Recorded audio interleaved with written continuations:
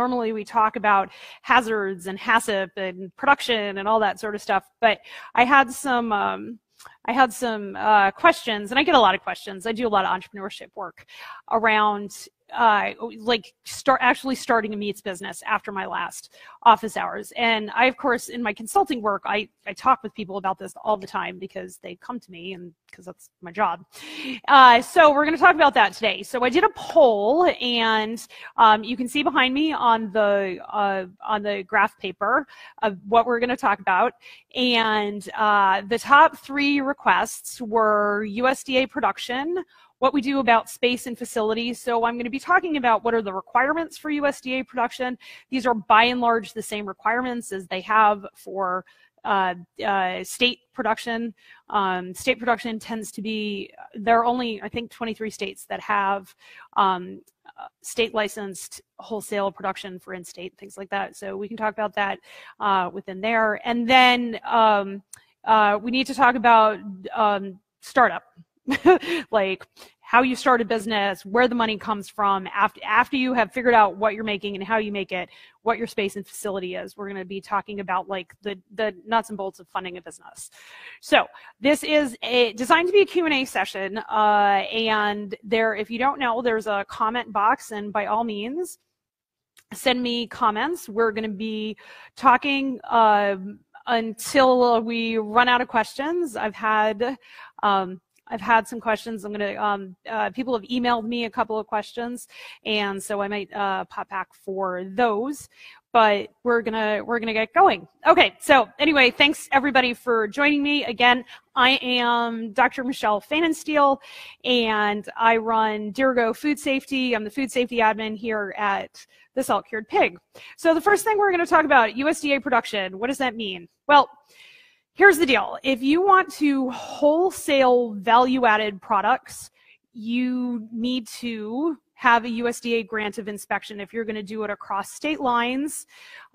This, by and large, includes over the internet. I've talked to a lot of lawyers about this. There's some gray area, but I assure you, if something bad goes wrong and you have meat that's been produced in one state and sold in another state, the USDA will not look kindly on you if you have not done that with USDA stamp of approval.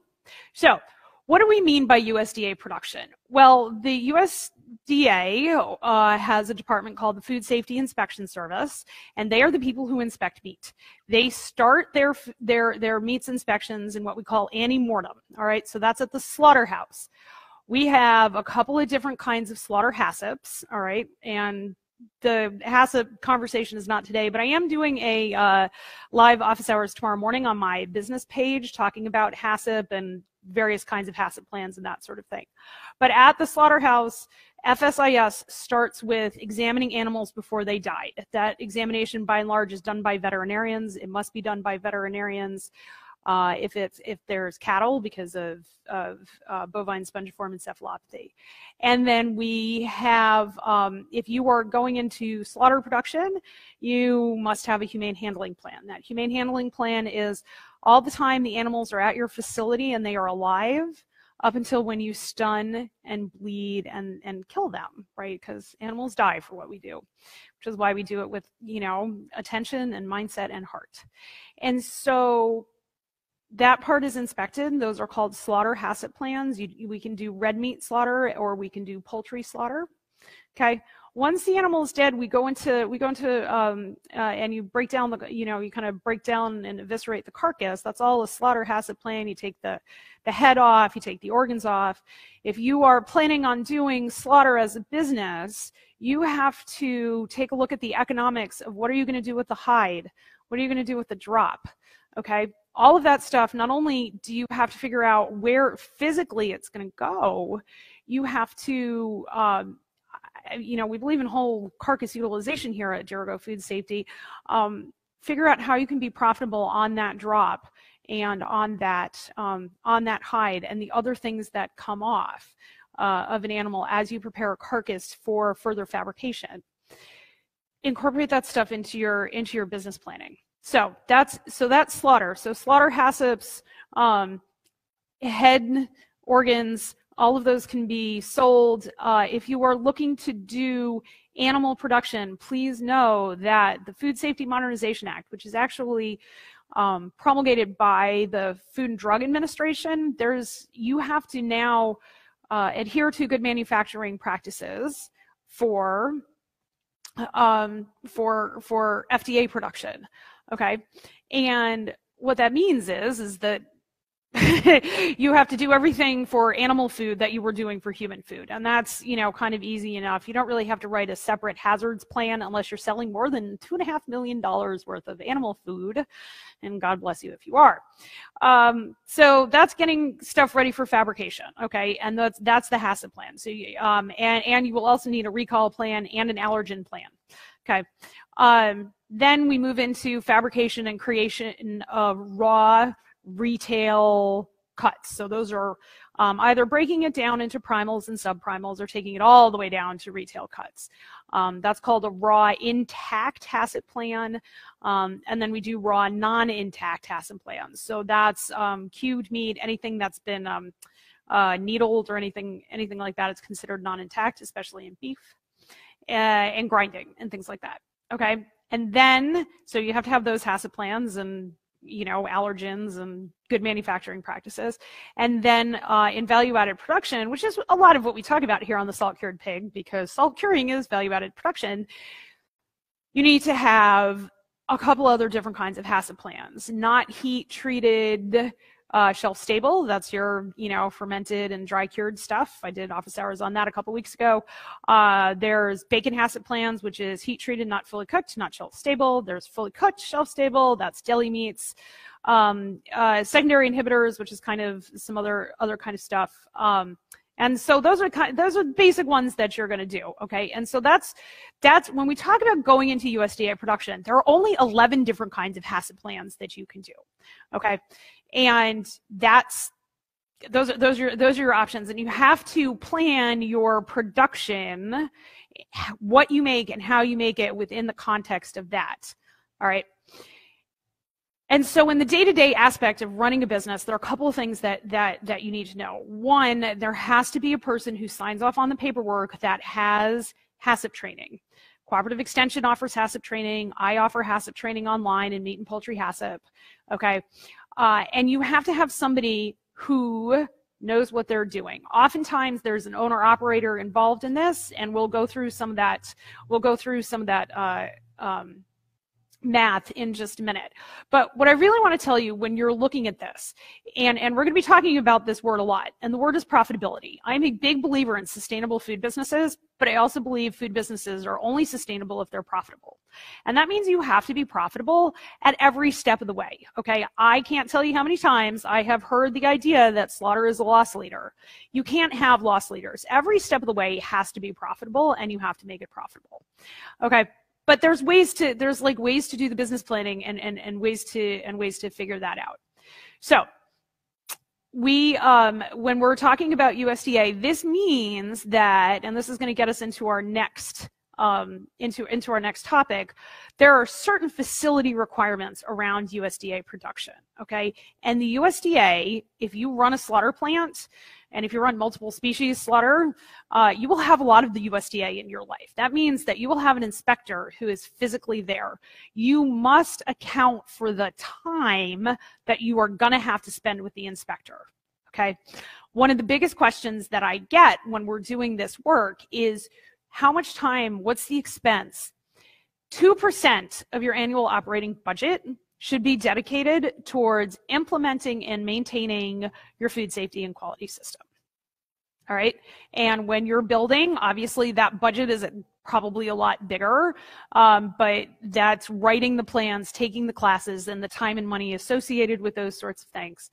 But 2% of what you are, of your operating budget for food safety. So you have to be able to house a USDA inspector. You have to have a bathroom under your control. Okay, so that means you can't do this in a strip mall where you don't have a bathroom. The inspector has to have and it doesn't have to be we've gotten rid of the rule where the inspector needs their own bathroom. And if you're wondering about the origins of that rule, by all means, ping me with a question. But the inspector has to have a lockable filing cabinet and a place to do their work. They're much happier if you give them electricity and internet access. And you'll have a much better relationship with your inspector if you do that, okay? And your inspector is going to be there looking at your paperwork, and you have to account for the time that you're going to have to spend with your inspector. Okay, your inspector does their paperwork based off of this system called PHIS, the Public Health Information System, and that sends out inspection tasks to them. So we're going to talk facilities now. So one of the inspection tasks that your inspector has to do is look at your floors, walls, and ceilings. How often are you cleaning them? Are they actually clean? Are there things that you are not cleaning? What is your cleaning schedule? All that good sort of stuff, okay? The paperwork behind that takes a lot of effort. When you are looking at facilities, okay, and this is now we're going to dive into the facilities part of our discussion, but when you are looking at facilities, there's some really key things that you have to look at. The facility can't have holes in the floors, walls, or ceilings, all right, because you have to exclude pests. You have to make sure that mice and rats and flies and cockroaches or whatever are not getting at your food, because they all carry disease. They carry lots and lots of diseases. All right, and so if you're going to inspect a facility, look in the drains. Where do the drains go? Ask people for a drain map. Okay, I have been in facilities, and this happened to be for fisheries, but there was a landlord trying to rent a facility that had a drain that opened directly into the bay. All right, and to them that was a feature, not a bug, because you could squeegee all the soap directly into Casco Bay. Don't rent a facility where you don't know where your wastewater is going, because you have to get a letter. That says you have potable water and adequate sewage. Okay, so don't do that. The holes can be corrected. Yes, Larissa, the holes can be corrected, but they have to be corrected appropriately. There's a lot that you can do with, like, what is it, liquid nails and caulking and all that sort of stuff. And if you have holes that you have to fill in, like pipes come into buildings, that's like reality of, getting electricity and plumbing and sewage. And make sure, I see a lot of things where you have the hole, but there are gaps. Well, fill those gaps. You can caulk that. There's spray foam and other things to correct that.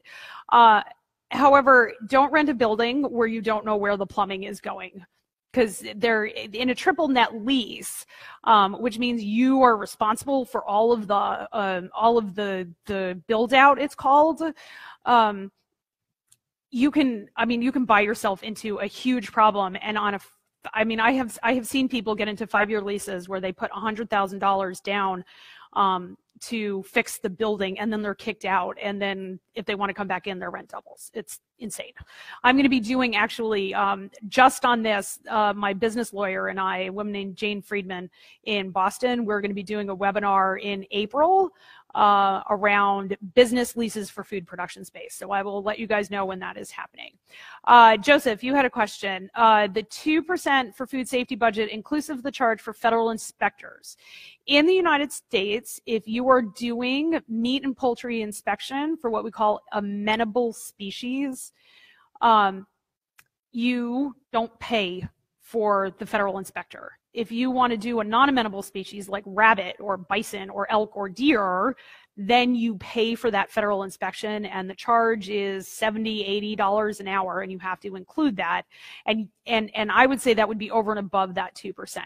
You get, as an American taxpayer in an American business, you get 40 hours of inspection a week. If you are not doing slaughter, your inspector will be there for probably between 7 and 10 hours a week, because you will be on a circuit, and they will go to your facility, and they will go to your buddy's facility, and they will go to the facility, up the street. And some days you might not even see them. You submit your hours of inspection when you submit for your grant of inspection, okay? And they request that you ask for 40 hours of inspection. one of the things that's hard about small businesses is that the USDA gets paid per carcass.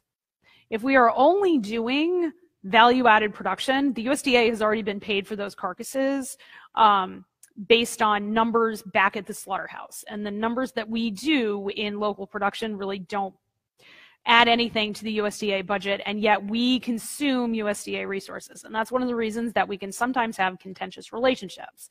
However, they are legally required to offer inspection 40 hours a week during working hours, okay? There are some considerations around that. That means you must do all of your covered activities during working hours. So if you are smoking overnight is not during working hours, clearly. You do all your record-keeping activities during the inspection day, okay? And so you come in the morning and you read your data logger, okay? That's a covered activity. Reading your data logger, writing down your monitoring for your critical control points. Okay, so those covered activities have to be during inspection hours, but you are granted 40 inspection hours a week. If you go over that, if you're doing inspection hours like way outside the bounds, they can try and charge you. But those sorts of extra hours and things are generally agreed upon beforehand. Okay, I hope that answers your question. If it doesn't, ask again. Okay, so anyway, getting back to facilities. So no holes. We got to protect against pests. You must have potable water. Okay, so before you enter into a lease, I highly recommend talking to your local lab, talking to your cooperative extension agent, and requesting a water potability test. This will test things like pH. Your pH of your water is incredibly important because the soap and sanitizer that you buy works within certain pH levels.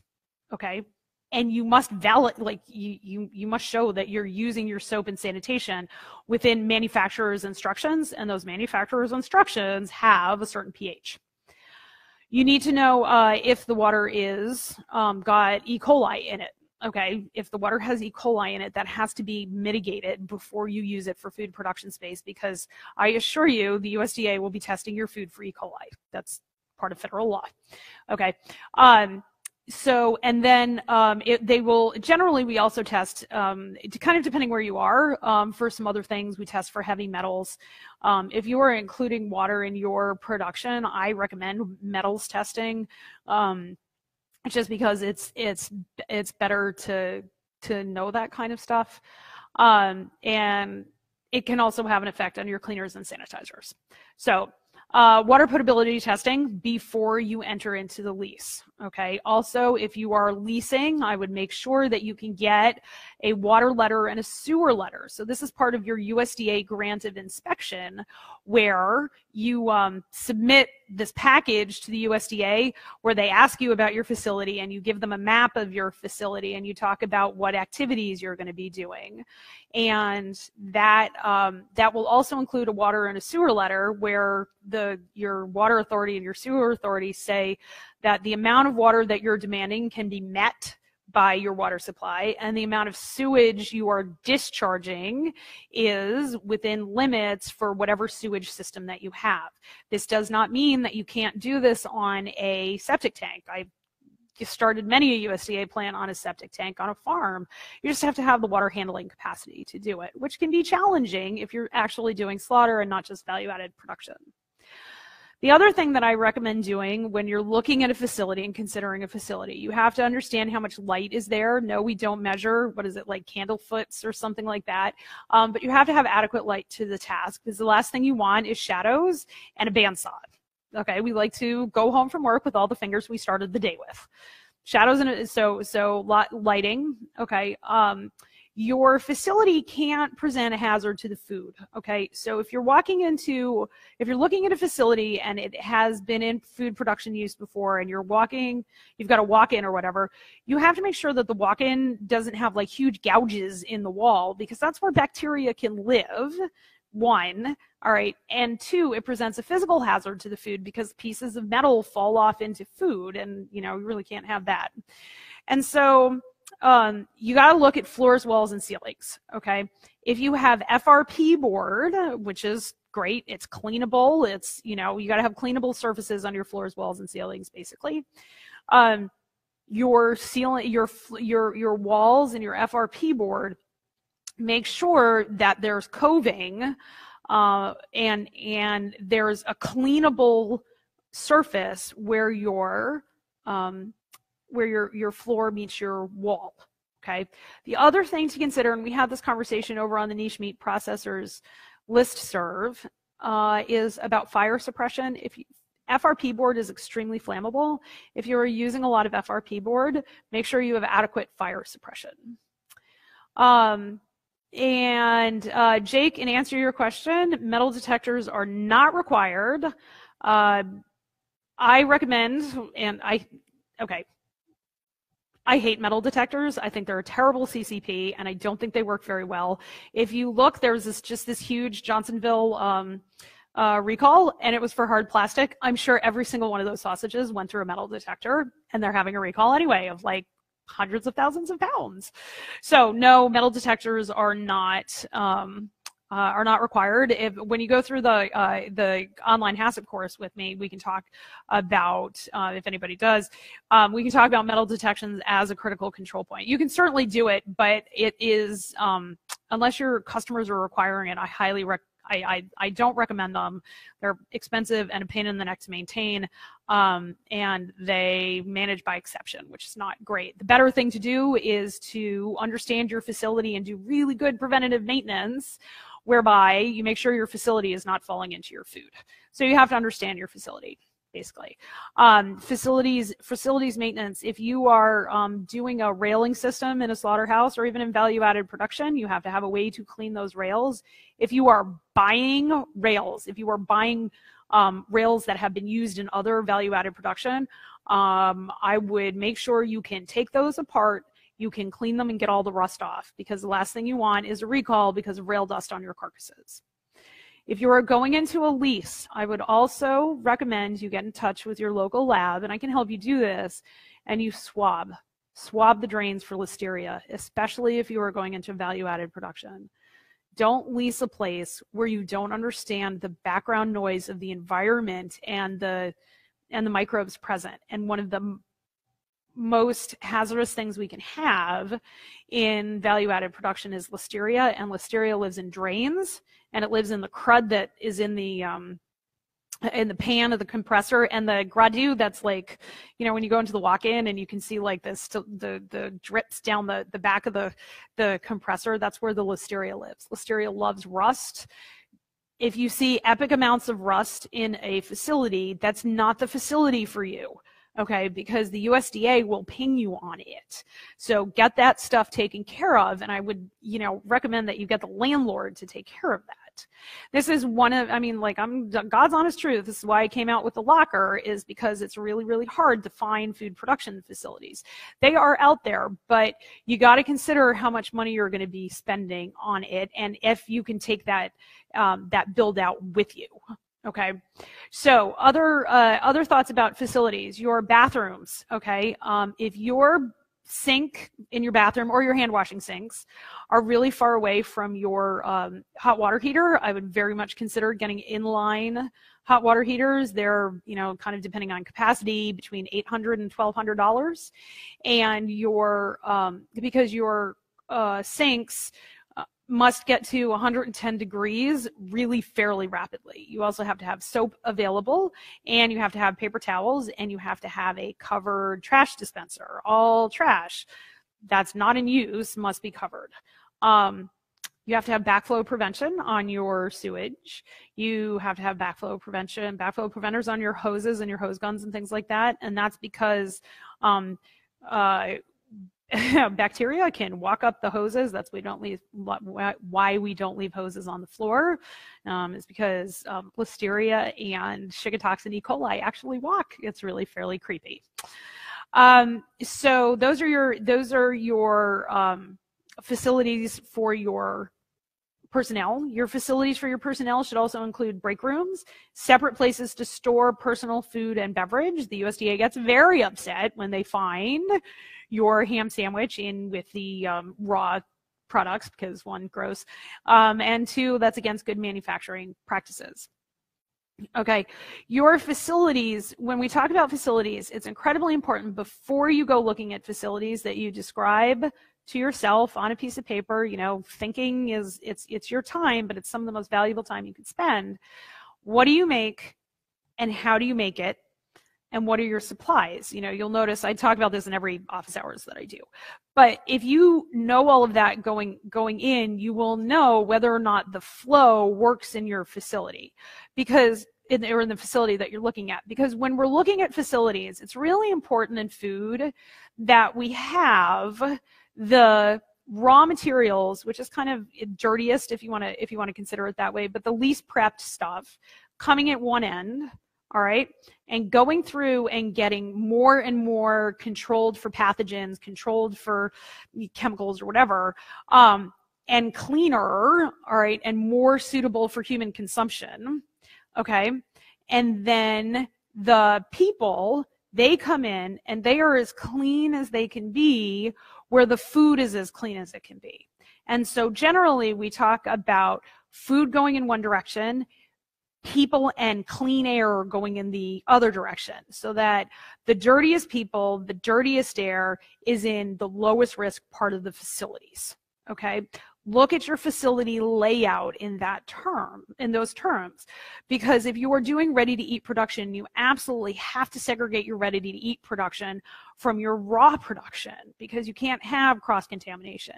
If you are using allergens, so any of the big 8 allergens, dairy, eggs, wheat, soy, tree nuts, peanuts, shellfish, scalefish, okay, you must ensure you don't have allergenic cross-contamination. And your facilities are a huge part of that, okay? You have to have dry storage, and your dry storage has to be, you know, like clean and dry. You don't have to clean it every day, obviously, but you have to have a place to store the cardboard boxes, the labels, the, you know, all these different sorts of things that you need to like package your food, your spices. A lot of people have a whole like a spice room, and they clean the spice room because they bring things in, or, you know, and they separate out their spice room a lot of times for like allergen production, because, you know, that's their allergens. You can get a lot of allergens in with spice mixes and things like that. And so that's why you have to know what you're making and how you're making it. You have to know how your supplies are going to be delivered. I have a lot of conversations with people about if your supplies are coming in and they're on a truck, whether or not there's a truck lift, or whether or not you have to buy some sort of, you know, like a pallet jack or a palleting forklift, that kind of thing. You have to budget for those. Like, you need to know when you say, okay, I'm going to get, you know, I'm going to get a boxes of primals, I'm going to get carcasses, I'm going to do, where is all of that stuff going to go? And as you're looking at facilities, you have to have a picture of that in your mind's eye, or else you're going to rent the facility and you're going to be like, oh, I didn't think of that. Okay. So other things with facilities, it's really important that you can house chemicals away from your food. You can't have like your chemicals out where your food production is going. That's in violation of, you know, good manufacturing practices and chemical hygiene planning. And it's, you know, you trip over chemicals, and it's kind of a bad idea. And so you need a place away from food and food production where you can store your chemicals. You will always, always, always run into problems with your floors and your storage. I've been doing this for a long time, and everybody has problems with floors and storage, okay? You are never going to have enough storage in your head, okay? Like I tell you, you know, like if you do production through lean manufacturing, you can reduce the storage issues, you know, and inventory issues. Inventory is incredibly expensive. And then if you are doing meat production, you are putting pressure and water on floors, and pressure and water destroys floors. Okay, your cleaning and sanitizing chemicals need to be selected in a way that you maintain your floors. If you are putting epoxy down on your floors, understand what you are getting into. Okay, it is hugely expensive to epoxy a floor, and I have talked to many more than one. Production, production manager or owner or whatever, where they put down an epoxy floor and 2 weeks later it is delaminating and they can just pick it up in sheets. It's terrible. Not all epoxy floors are like that, clearly, and there are some production where that's really called for. But before you go spending a lot of money on epoxying your floor, see what you can do about smoothing out concrete, polishing your concrete, and using appropriate sanitation on that. Okay. So that's kind of the stuff around facilities that I often run into. So bathrooming facilities, officing, and then various, stuff, 3-bay sinks. You got to have places to wash and dry things. Everything has to have hot water. If you are decontaminating carcasses with 180-degree water, please make sure that water is 180 degrees when it hits the carcass, not when it leaves the hose nozzle. And you have to account for that with inline hot water heaters. That's the only way to do it. Okay, I'm gonna take a minute. We're at the bottom of the hour, and then we're gonna get into what probably a lot of people are here for, which is money, and how we raise money and how we go about money for doing this. So, any other questions on the USDA grant of inspection process? So again, we have a USDA grant of inspection process, and it is you submit your HACCP plans and your recall plans and your allergen plans and your facility plans, and they give you a thumbs up or a thumbs down. Your facility has a whole bunch of things that we've talked about, many of which are out of your control if you are leasing, and so don't back yourself into a terrible lease. And I'll give it another minute for other questions on facilities, and then we will jump right into funding and how you get money to do this. Okay, great. All right, so it doesn't look like too many other questions are coming through on facilities, but if you have them, I'll address them. All right, so next thing I want to talk to you about is, okay, Joseph, in ready-to-eat meats, how much time and money should be budgeted for validation? Once you get your grant of inspection, you will go into what's called 90-day validation. You will have a USDA stamp for doing that, okay? And so your 90-day validation, we do a lot of stuff in the first 2 weeks and make sure everything's working correctly. You will go a lot slower. And so I would say at a minimum, you need 10 to 12 hours of somebody really looking at the food safety plan each week for the first 2 weeks. And then it backs off. It backs off through that 90 days. So in terms of a full-time equivalent, it's a quarter of a full-time equivalent at a minimum in that first, I would say in that first 2 weeks. And then it backs off, and I think, kind of depending on what you're doing and what your volume is, but in lower volume stuff, by the end of your 90-day validation, I would say people are spending about an hour a day going over checklists and doing verification. So you've left sort of your validation part of your life, and you're kind of into verifying, am I doing what I said I would do on an everydayness? And we probably spend like an hour most days, and then another 2 hours spread out over the course of the week on doing verification. So there's a lot more when you begin, and then a lot less as you go, kind of through the process. And so in terms of budgeting for that, I would think of it in full-time equivalents. And if you have a production manager,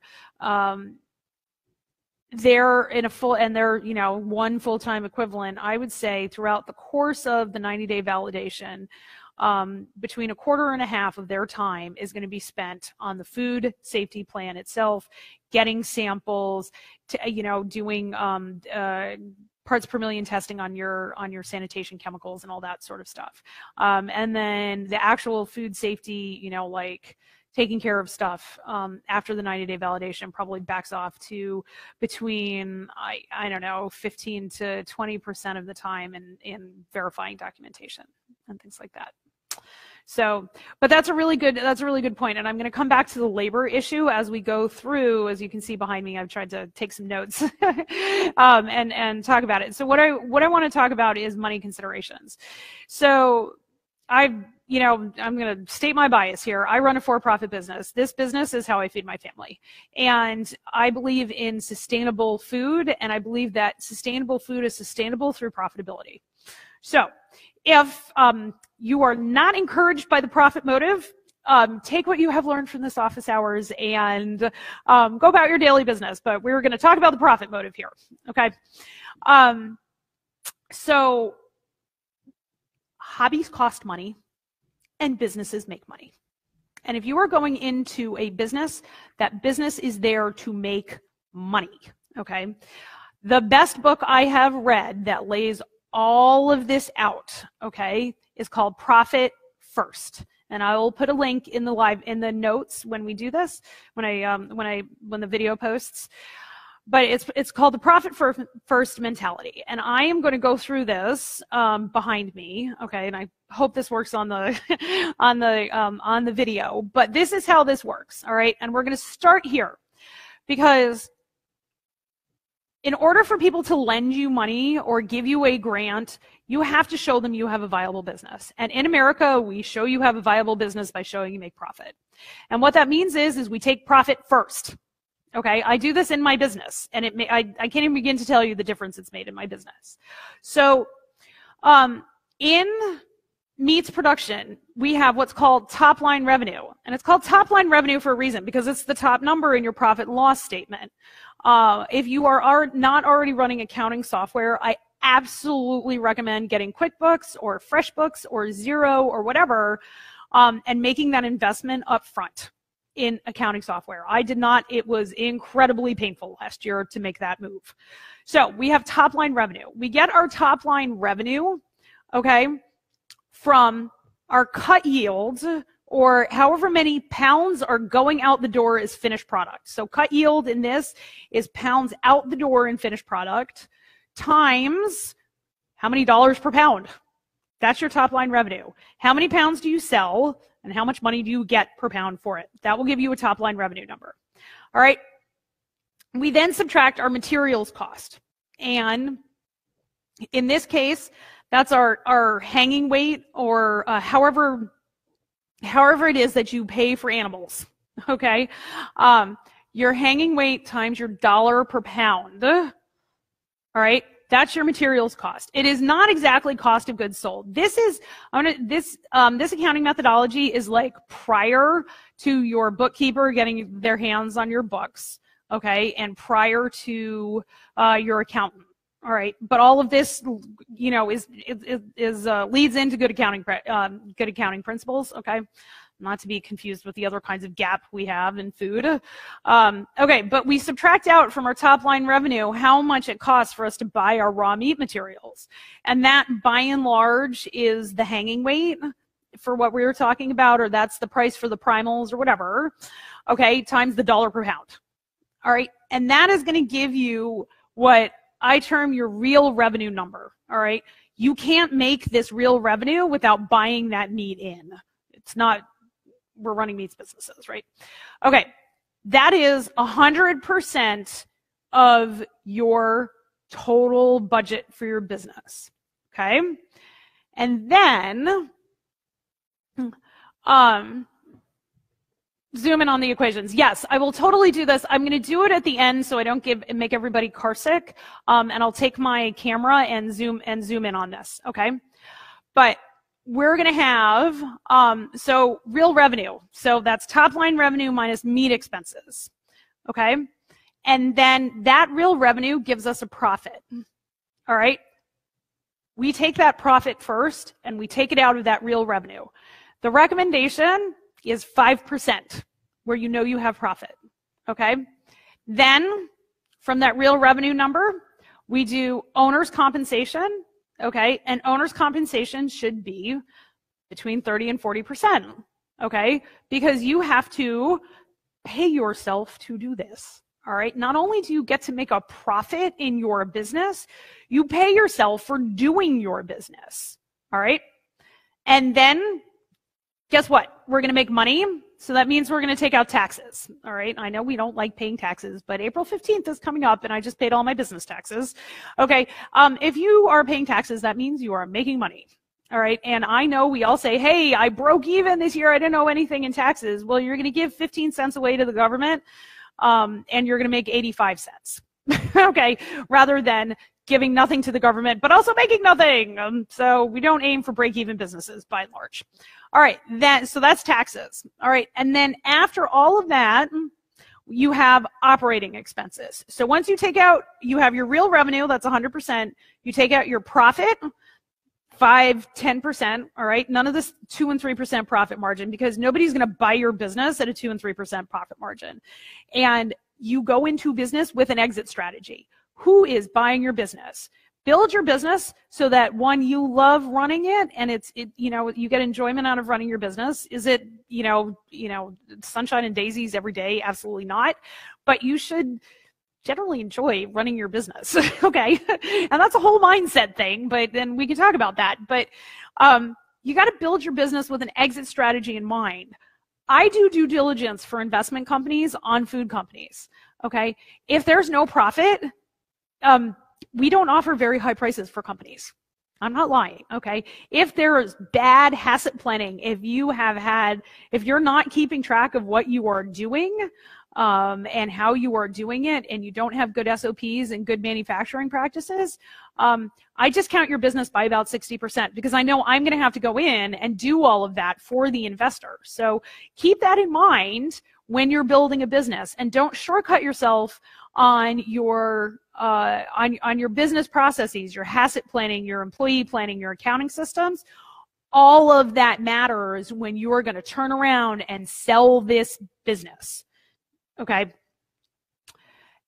And so profit matters in that. Okay. You're not doing this for the rest of your life. I mean, how many people are cutting down carcasses and they're 60 years old and their back hurts? Well, dude, they want to sell those businesses. And if you're going to go in and you're going to buy a business, do this analysis for the business and find out if they really are making a profit before you invest your money. Okay. So profit, 5 to 10% profit is real business. Okay. Owner's compensation. It's not a sustainable business if you're working in it and you're not paying yourself a living wage to be in it. A living wage here in Maine is $17.50 an hour. That's about $35,000 a year. If you are killing yourself in your business, you want to make well more than $35,000 a year. And in the modeling that I do with people, we have them making over $100,000 a year on a 3-day cut week. Okay, so you're processing 3 days a week and you're working in the business the other 2 days a week doing marketing and selling and distribution, all those other things. Okay, pay yourself accordingly. Taxes, we've really sort of already talked about, and then operating expenses. So operating expenses have to meet that number once you have taken out your profit, your owner's compensation, and your taxes. And those operating expenses, labor. Okay, start with small enough volumes so that you can do the work yourself. And this gets you a couple of different things. One, you will really understand your business. If you are the chief cook and bottle washer, and it is you that is opening up shop at 6 o'clock in the morning for pre-op sanitation, cutting down the meat, vacuum packing everything, is it a gigantic pain in the butt? Absolutely. But you know what? You're not going to be able to appreciate how to do it and how to make your systems so that you can teach somebody else to do it. Okay. Labor is a huge, huge, huge cost. And you have to make sure that in your operating expenses, you account for labor. Account for your own labor first. Okay. And make sure that it's not overrunning with your owner's compensation, because the marketing, the filing of the taxes, all the things that you have to do as the owner, you have to be compensated for that as an owner. But there's also compensation that has to come out of you as labor. Workers' compensation insurance. In the production of food and food manufacturing, especially in slaughter, workers' compensation insurance is really fairly crazy. All right.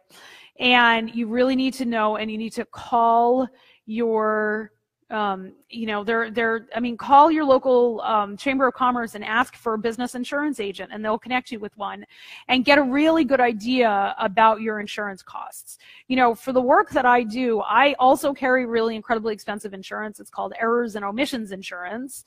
Okay. And that is not anywhere near as expensive as insurance as if you run a slaughterhouse. Okay.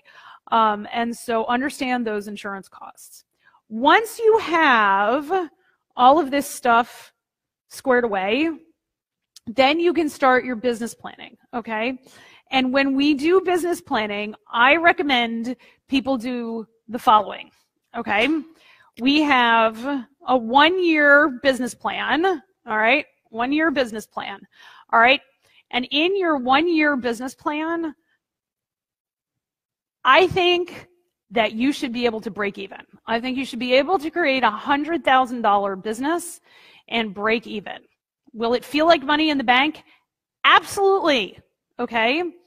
But if at year 1 we say, okay, I'm gonna everything I invest in my business, I'm gonna get out, okay? And it's gonna be a break-even year. Yes, I know I talked about profit and owner's compensation. It's okay in year 1 that we just have a break-even year. Okay, so in year 1, we're gonna break even. All right. And we talk about this because you're going to have higher labor costs generally in year 1 because you have to teach people how to do it. People are going to quit because this is hard work, and you're going to have to fill in for them and all that good sort of stuff. All right. So in year 1, we break even. All right. And then we get to year 2. All right. And we should be experiencing lots and lots and lots of growth. Okay. Because up here in this owner's compensation, you are paying yourself to do sales and marketing. All right. And we start at small enough quantities that we don't have like gargantuan amount to sell, and we're not sitting on inventory. All right. So in year 2, we are looking for like 15 to 20% growth. All right. And then we get to, and then you have your numbers for that kind of growth. And then I highly recommend you look at 5 years and 10 years. We overestimate what we can do in the near term, and we underestimate what we can do in the far term. So in the 10-year plan, sit down and ask yourself, what do I want to be doing in 10 years? All right. Create a number associated with that. My 10-year plan for my business, now granted it's not a food production business, but there's no reason you can't do this because I work with a lot of businesses at this size. But my 10-year plan is a $10 million business. Okay, there's no reason your 10-year plan can't also be a $10 million business. And we throw around those really big numbers, and yeah, maybe you need to start at a $100,000 business and move yourself up to $1 million business. But if you want to take your amazing local food and get it into the hands of restaurateurs, into the hands of people in your communities, into regional distribution and things like that. I work at plenty of $10 million businesses that have, 20-ish employees maybe, okay, and they are distributing nationally, and the difference is that their profitability comes from the CEO mindset. Okay, and the CEO has trained his or her mind to do the things that need to be done to make the profit that they need to make. Okay, and so when we're talking, whether we're talking $100,000 up here, $1 million, $10 million, $100 million, the difference is the mindset. And the people who are making the money, who are sitting down and doing the things that they need to do to get it done. And if you want to sell this business, okay, you have to create a profitable business. And it is way easier to sell a profitable $1 million business than it is to sell a break-even $300,000 business.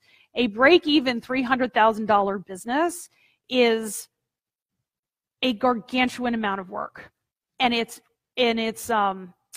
I see those folks. I mean, I work with a lot of them because I tend to work with entrepreneurs who are at an inflection point and they need, like more auditing so that they can sell to more people and things like that. And we got to improve their food safety planning.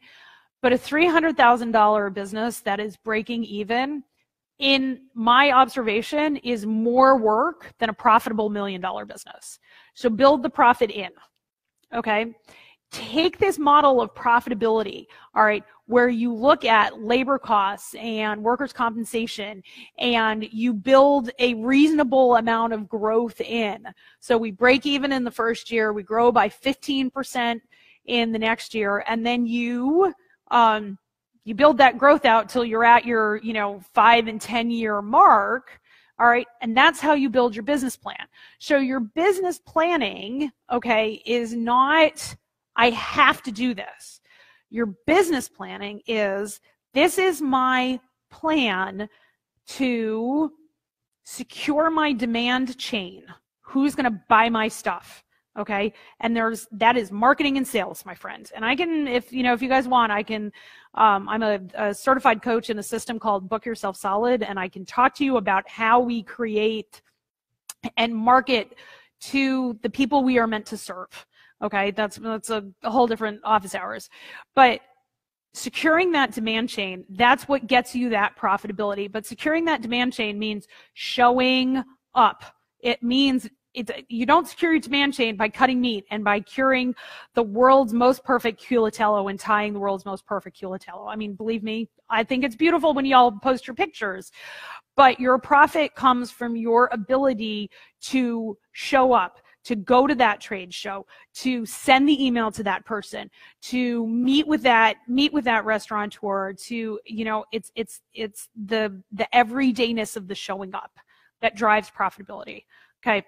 I've had a business for a long time. I've been, working with businesses for a long time. When you show up, okay, and when you do the things and you do the work, that's what drives profitability. Now, there are things that happen. I'm not going to lie, on my locker, my raw materials are maybe doubling. We don't quite know yet. I'm doing the work to figure out how to create the same product with different raw materials at the same price point, because that's what my business is, right? That's what you do when things change, and you have to be able to adjust for that. I highly recommend having a $10,000 kitty, okay, of money that you don't touch except in dire cases of emergency. All right. When you are getting money, it is incredibly easy in the grand scheme of things. I mean, it's not easy, but it's incredibly easy to fund construction. Okay, banks love construction because it's tangible, it's shiny, it's pretty. They can walk there, they can walk in the door. Okay, banks will fund construction in ways they will not fund operating expenses. All right, and so that's why we talk about leasing. That's, because it's, doing a build out, you can't do a build out in local food for under $1 million. And you might not even be able to do it with that. I mean, I'm working with a local slaughterhouse. They are at $8 million for their budget. Okay. But I have worked with other places that have done $100,000 build outs. And when we talk about break even, you got to include the cost of your, like your lease and all that sort of stuff, or the cost of your mortgage on your land in this operating expense. Because when you go for financing, or you go to the USDA for a grant, or you go to the small businesses, the SBA, Small Business Administration, or the FSA, which is another branch of the USDA, for a grant, they are going to ask you, how the heck are you going to pay for everything? Okay, and you're going to pay for everything because by doing it this way, you will have taken profit, you will be paying yourself, you will be saving for taxes, and then you're going to take all your other expenses, and they're all going to meet this line called operating expenses. And that's real business planning. Okay, the rest of it is how you show up, your marketing plan. Okay, that is the stuff that you give away for free so that you can sell the product that you're making. Sometimes you give away your time. I mean, I know a lot of people who are offering cutting classes, because that frankly, I think it shows how difficult it is to do meat, and then they're in the business of just selling it to you so that your customers don't have to do it yourself. I mean, that's why I teach food safety, you know. So there, you have marketing, okay? And marketing, by and large, is a math problem. You are going to have conversion rates. You're going to need to talk to, I don't know, 10 or 15 chefs to get one to convert and buy from you. All right, you have to understand what those numbers are. And you can't understand them until you are out there and doing it and having those conversations. All right. So when you're building your business plan, you're going to run into 3 kinds of problems. Okay. You're going to run into math problems. All right. You are at some point going to have a math problem where you're going to say, oh my God, my operating expense is, and what I have to like pay for everything is not large enough. Then that is a question is your business at the correct scale? Do you have to sell more? Do you have to sell it for a higher price? Do you have to buy it for a lower price? All right. And I mean, that's why we have Excel spreadsheets, folks. All right. Those are math problems. Okay. How many chefs do I have to get in front of in order to sell a lot of prosciutto? Okay. That's a math problem.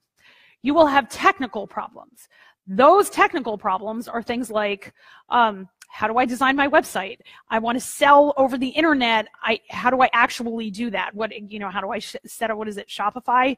How do I get onto Amazon? How do I, like those problems, those are technical problems. Okay. How do I write my HACCP plan? That's a technical problem. That's not a math problem. All right. By and large, you can hire out your technical problems. There are lots of different ways to hire out your technical problems, and you just got to figure out which ones you're going to hire out and which ones you're going to keep in, okay? And sometimes that then turns into a math problem. But in my case, it's much cheaper for me to hire a bookkeeper, okay, to help me create my profit and loss statement that then gets sent off to my accountant, than it is for me to try and do all of that work in QuickBooks myself. Okay, I do some of it and I hire out some of it, and that's a math, that takes a technical problem and creates a math problem out of it. All right, math problems are solvable. The third problem, and this is the one that trips the most people up, and it trips me up, and I work on this all the time, is the drama problem. Okay, and it's when we have conversations in our head. Okay, so to take the previous example that we were looking at, you're selling to chefs, okay? And it takes you need to have 15 conversations to get one conversion. And you don't know how to find those chefs, okay? And you're convinced that you can't find those chefs. And if you do find those chefs, you don't know how to go and approach them. That's a drama problem. Okay, that is you and your self-doubt and the conversations, as we say in American Sign Language, this is your monkey mind, okay, talking you out of doing it, all right? And you have to be able to distinguish your drama problems from your technical problems from your math problems, okay? And by sitting down and doing this profit first model and looking at your numbers and saying, yeah, you know what, I am worth 40% compensation, every single money conversation you have ever had will come into your head, okay? And if you're going to make this business a reality, you have to deal with that head trash. We all have head trash. I have head trash. Everybody has head trash, okay? And the leadership that the local food businesses need to create sustainable regional food economies and vibrant rural economies requires that we as leaders in the industry understand the difference between our technical problems, government food regulations and meeting them, our math problems, workers' compensation insurance and paying that bill, okay, from our head trash problems, which is nobody likes me. I'm not going to be able to do it. The USDA is out to get me, okay? There's all this head trash that I hear. And the thing is that it's okay, okay? It's okay to have head trash and work on recognizing it and overcoming it and doing the work anyway. And that's the secret. that's as simple as it is that you recognize your math problems, your technical problems, and your drama problems. We make our drama problems as small as they can be. We deal with our technical problems, and then the math becomes really fairly simple. And then we take that math and we go to the bank. We go to friends, family, and fools. Those are the first 3 groups that you use to fund your business. Friends, family, and fools, okay? And we have fundable businesses because we've done the work, we understand the technical part, we understand the math part, and we've reduced the drama to an acceptable level, and we keep trying to reduce the drama. Though it'll never go away. 50% of the time, it's really hard being an entrepreneur, and 50% of the time, it's great. Okay?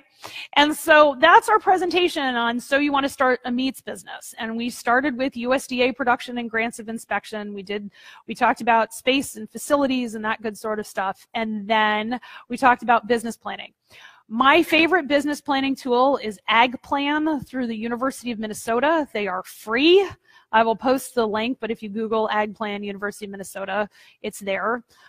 There is money available. The money in food generally comes with higher interest rates than most of us want to pay, but that's the reality. Food is a risky business because a lot of people don't go into it with a profit mindset. Okay, and so that's the presentation. That's office hours for today. You guys have had great questions. I will stick around for some more questions if you have them. We will, of course, be posting this on the Salt Cured Pig. I will download it and create a shareable version if you guys want to share it with your business partners who weren't able to take this.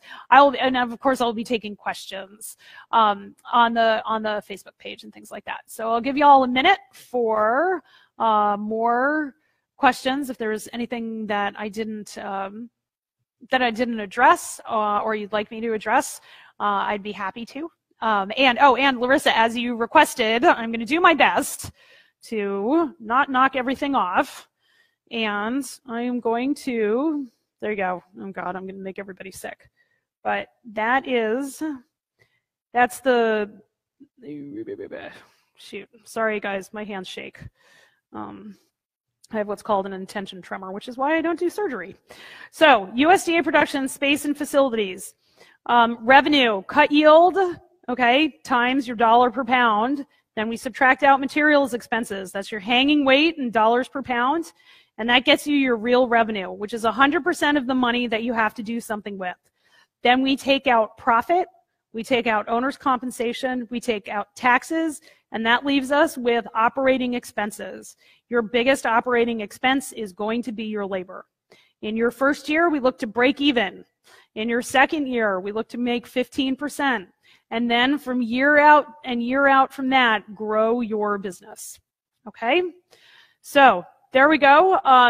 Those percentages, we're talking about 10% profit, okay, 40% owner's comp, 10% in taxes, and 40% in operational expenses. 2% of those operational expenses is running your food safety system, okay? And by the way, if you defer on your preventive maintenance and you don't take your preventive maintenance out of that operational expense, I assure you it's going to be a lot more expensive. I was in a production facility that, I kid you not, had 20 years of deferred maintenance, and I'm not sure what we're going to do with that facility, so don't get into that situation. All right, and remember, we begin as we mean to continue, and you begin with an exit strategy in mind. Profitable businesses sell. You're not going to do this for the rest of your life. Do it this way, and you will have a profitable business to sell.